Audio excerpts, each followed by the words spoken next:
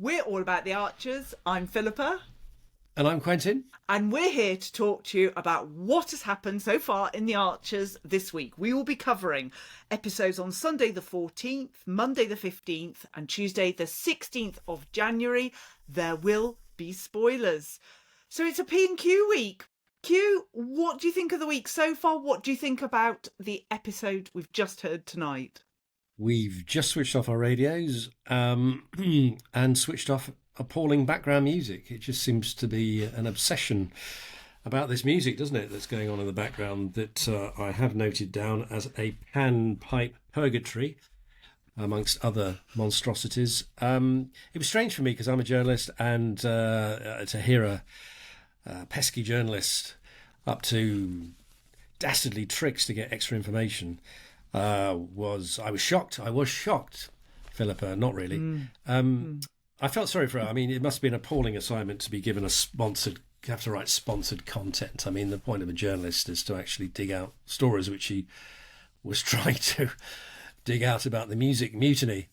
But Natasha put her straight, didn't she? I didn't realise she was on a paid mission. Because I did wonder at first, who's this stranger? She was a bit suspicious, wasn't she? I kept lots of notes. Who's this woman? Yeah, the minute I heard her and she said, "Oh, it's changed since I was last in," I was just like, "Oh my goodness!" I was trying to Google really quickly and work it out, and there was something saying she was a solicitor, and I thought, no, she's not a solicitor, and I was just trying to place her, and then the minute it came clear she was a journalist, I was like, "Oh, thank goodness, I know the answer to that one." Yes. I mean, it's hardly a scoop, is it really? Staff don't like their background music, but bless them. You know, I suppose you've got to fill the Porsches to echo somehow. I know a lot of people don't like Natasha, but I think Natasha is great. She's such an interesting character. And the way she said, "Ms. Price," and then, by the by, I just loved Natasha tonight. Bravo, I thought. I'm very, very ambivalent about Natasha. I think she's a nasty piece of work, really. I don't know who the real Natasha is. Would the real Natasha step forward, please? 1 minute she's being the fearsome businesswoman like she was tonight, no nonsense, and the next she's absolutely crass, ruining a birthday tea party by trying to impose this dreadful idea of hers for the land. So, and then she's got this credit card issue, which they've swept under the carpet, which does annoy me. And she's actually married Tom, and you've got to question any woman's judgments to do that. So, I reserve enormous judgment on Natasha, but I know you're a fan. I think she's very money focused, and she has got some communication skills. But Tom is definitely the worst of those two. And I thought she had the right intentions about trying to help Helen and Henry last week. But yeah, I love her. For all her flaws, I love Natasha. Azra's still planning on moving here, even though we've heard that Ardil's heading off. I mean... Well, that was another reference, isn't it? She said she sussed. Oh, you're off again, are you? It's like he's done this as a pattern, isn't it? And is he going? I mean, it seems like a waste of an awful lot of dramatic effort to see Ardil out the front or back door. I mean, why build this character up and then on your way? I'm hoping. I think he'll be staying. Yeah. I think Azra's going to persuade him, don't you? But Oliver said he was going. Maybe the actor's got a better gig. I don't know. I'd be surprised if he goes. Do you think he'll stay? I hope he'll stay. I mean, the actor's been acting in the Lake District recently because the photos he's put on from there are extraordinary shots. But no, I hope he will stay. I felt very much for Brad tonight. So worried about Lily. I love it. I've got in red and obviously here. Mia's quite jealous. Since when has Lily had a thing for Brad? She's never had a thing for Brad, has she? No, it was last week. She gave the impression about, let me convince you to stay. And I don't like Lily. I'm not a fan of Lily, but yeah, she was all sort of she was pulling the charm. She was being out. utterly insincere to try and get information out of him and make him stay. I mean, bless him. He's leapt to a conclusion here that ain't there. And anyway, Brad, you keep well away from Lily. Oh, she's really got under my skin this last couple of weeks. She really has. Yeah. Okay. Any other faves this week, Q? What else were your faves? Oh God, yeah. Well, I had plenty of Brian for a start, which is great. I thought I loved the stuff with Brian and Lillian and Tony, all about Hilda. That was great fun. Hilda the Menace we had, wasn't it? And who's going to take on Hilda? And it's looking like he's going to end up in Brian's lap. He's proving that, as ever, he's a feline favourite, isn't he, Brian? Some would call it magnetism, but there you go. And I think I love that bit when he grumbled under his breath to Lillian. There was a time when cats simply entertained themselves prowling around and when dogs didn't wear jumpers. So that was my fave standout line so far this week. How about you? Well, I thought it was a brilliant idea until I went onto our Facebook group and saw that other people had it too. But my brilliant idea is that Joy has Hilda, because Joy is the cat whisperer and she's already got another cat. Oh. So I think Joy would be the best place for that. I loved the squelchy sound effects. Hold on, Philippa. I didn't realise this. Again, I saw somebody post that Joy's cat, Ina, is Hilda's daughter. Yes. Oh, you knew that? Yes. We didn't say it. I thought that. Well, how can they be together? She's going to pull Ina to bits. Well, she might not, and Joy's just got this cat whispering ability. We're talking Hilda. It'll all be fine. No, we're talking Hilda. Yeah.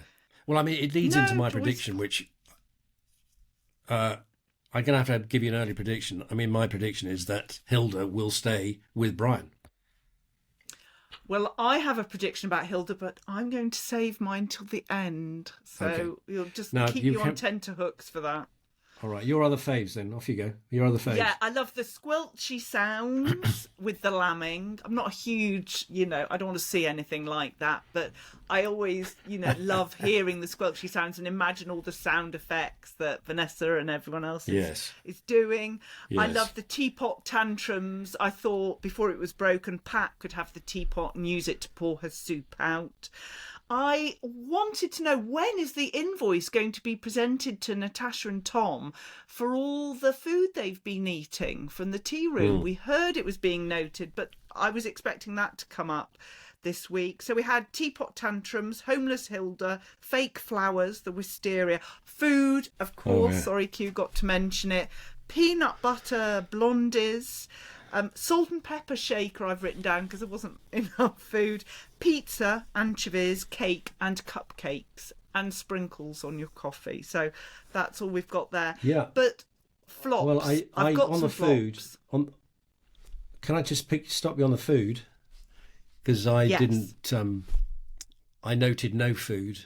I think quite deliberately this week, except that Ed fell asleep in front of his tea. And I pretty much, like me, that's how I feel when we get to the food section of this podcast. So that's the only food moment I noticed this week. Honestly, although lots of tea cakes in this evening's. Cake and tea cakes tonight, blimey. So, sorry, flops. you were having some flops, were you? Give me flops, yes. What have you got? I've sort of touched on it already, haven't I? This dreadful music in the background. So that was my main flop, and the fact that Natasha just doesn't listen. They were trying to give her feedback, weren't they? And she was just saying, "Oh, la la la, it's all fine, don't worry about it." Off she clopped.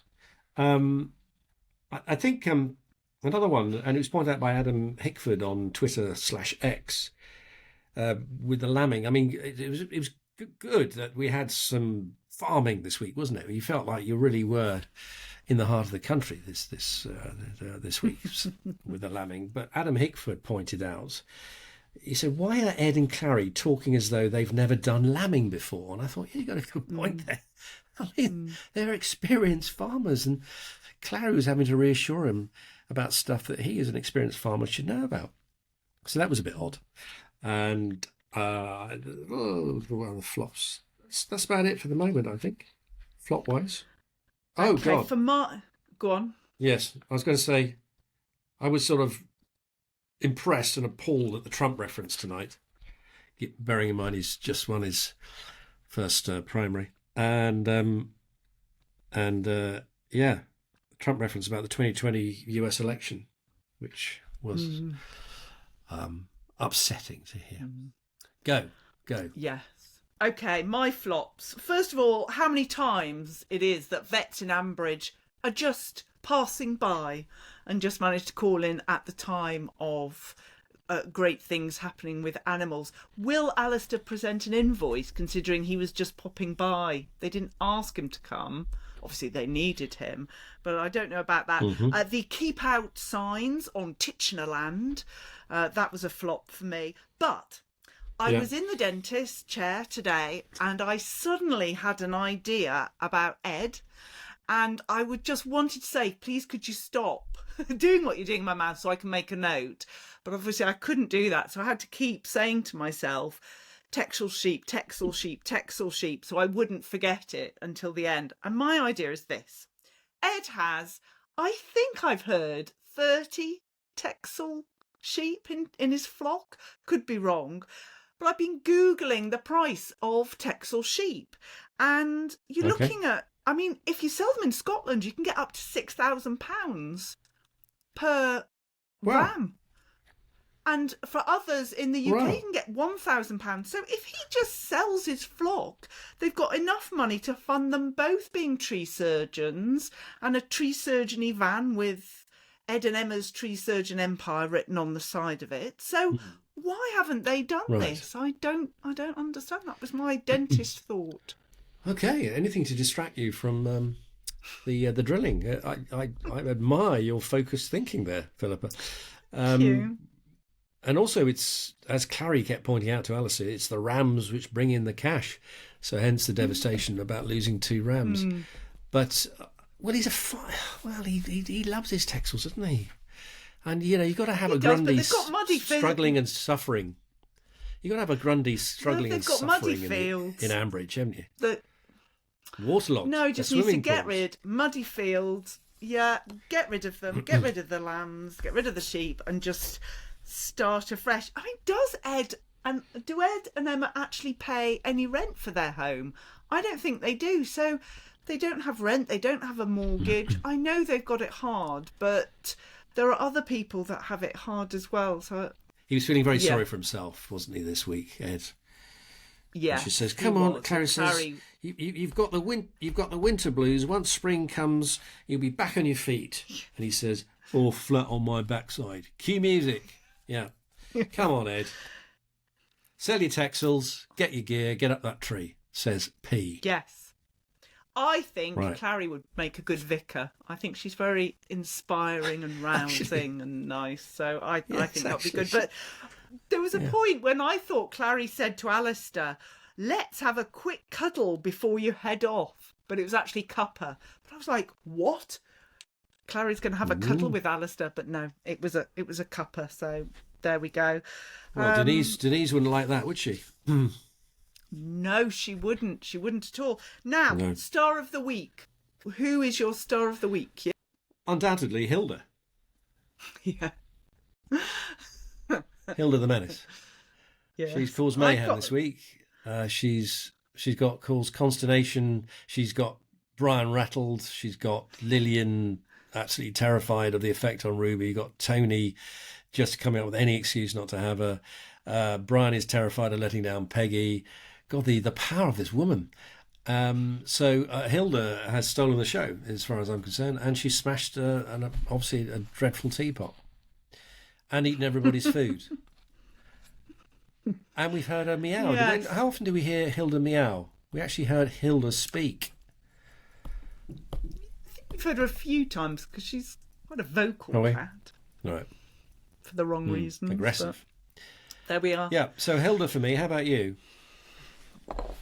Yes, up till tonight I had written Hilda, but I agree with Natasha. People take too many serviettes. You've got to wrap the cutlery in serviettes to stop them taking too many. And I loved how she dealt with Rebecca Price tonight, Ms. Price. So my star of the week. Sorry, everyone else won't be happy with me, but it is Natasha. No. Well, predictions you've I'll given tell us. I'll tell you who won't be happy is Dawn Pat Robinson Futrell, one of our friends from the Archers Facebook page. And she says, "Oh dear, Natasha, how naff can you get? Artificial wisteria as common as plastic topiary balls hanging by the front door, leafy screens hiding the smoking area outside pubs, all of which will fade in the sun and turn blue. Naff, Natasha," says Dawn. Sorry, Dawn. But you think she's a star? You think she's I think Dawn's a star, and I think Natasha's a star. So sorry, it's just how it is. Okay. Any more predictions? You've given us one. Have you got any more? Lily won't fancy Brad. What? What? I think Mia won't be very happy when Brad tells her. I think there could be pistols. I think between Mia and Lily, they'll be scratching each other's eyes out with the venom of Hilda. Yeah. There you go. Well, how about you? My prediction is that Hilda will be the sole beneficiary of Peggy's estate. Ooh. Ooh. There we go. But there we are. We have covered the week thus far. We need to tell you that on Saturday there will be an interview for you to listen to and to watch with Harry Chilcott. Jack Ashton, who plays Harry Chilcott. That will be there for you on Saturday to watch and listen to. Can't wait for you to hear that. And we've got our first Patreon event coming up on the 7th of March at 7:30. Anyone who's paying Patreon will be able to join us for a live event. We very much look forward to it. So do get subscribing to Patreon. There is a link in the show notes for that. And we'll be back as well next Tuesday with more of our waffle. But until then, it's a goodbye from me. And it's a goodbye from me.